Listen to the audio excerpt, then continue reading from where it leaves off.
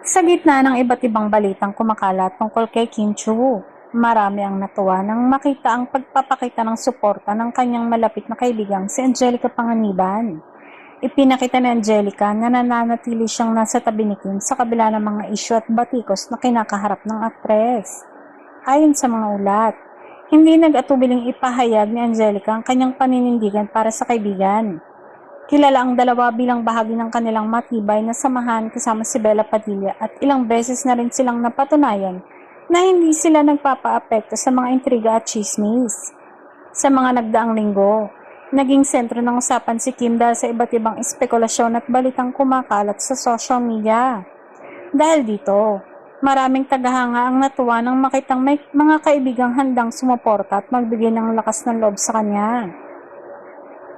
Marami ding netizens ang nagpahayag ng paghanga kay Angelica dahil sa kanyang pagiging tapat na kaibigan. Para sa kanila, mahalagang may mga taong nananatiling sumusuporta sa kabila ng mga kontrobersya at hindi agad naniniwala sa mga haka-haka. Sa huli, muling pinatunayan ng pangyayaring ito na ang tunay na pagkakaibigan ay nasusubok sa panahon ng mga pagsubok, habang patuloy ang paglabas ng iba't ibang balita tungkol kay Kim.